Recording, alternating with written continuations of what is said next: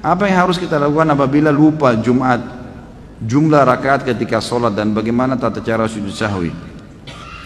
Tentu saja diambil yang lebih sedikit ya. Kalau misalnya sholat 4 rakaat lupa 4 atau 3 ya, diambil 3. Ini kemarin kalau ikut tablik akbar terjawab nih, riwayat Abdurrahman bin Auf gitu kan, bagaimana beliau waktu Umar bin Khattab dulu dengan Ibnu Abbas radhiyallahu anhu ajma'in bingung. Kata Umar kepada Ibnu Abbas, apakah kau tahu hadis Nabi SAW tentang orang kalau lupa rakaat salatnya? Kata Ibnu Abbas, tidak ya Amir Mu'minin, di zaman khilafahnya Umar.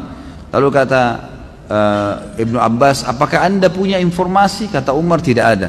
Lalu kata Ibnu Abbas, tiba-tiba Abdurrahman masuk kepada kami dan berkata, waktu kami tanya, beliau mengatakan, saya punya kabarnya.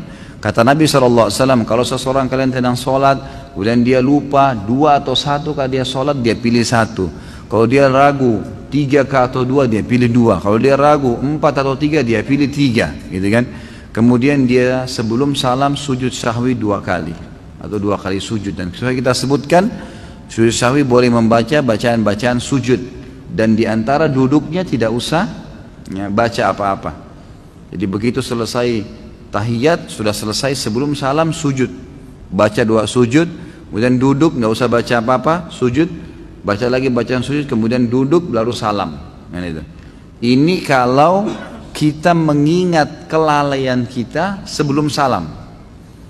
Kalau misal antum sholat udah salam nih, udah bubar berdiri ke masjid, atau lagi duduk kemudian buka HP, ternyata kayaknya tadi kurang 1 rakaat deh, tapi kita sudah selesai sholat nih, maka langsung berdiri tambah rakaat yang kita lupain tuh, langsung saja Allahu Akbar. Misalnya 1 rakaat kelupa, sholat 1 rakaat sampai salam, gitu kan? Kemudian setelah salam baru sujud sahwi. Sujud sahwinya setelah salam, karena ingatnya setelah salam sholat awal. Ini hadis Bukhari dalilnya, bahwasanya Nabi SAW pernah habis sholat, rakaat kedua sholat asar, beliau salam. Begitu tahiyat pertama langsung salam. Lalu beberapa sahabat bingung, kok asar 2 rakaat, tapi di depan saf pertama ini ada Abu Bakar, ada Umar, ada sahabat-sahabat yang senior, dan mereka tidak bicara. Nabi SAW seperti umumnya habis zikir, beliau langsung berdiri menuju ke pintu masjid, lalu menunggu di pintu masjid adakah sahabat yang mengeluh, yang mau minta sesuatu pada beliau, gitu kan.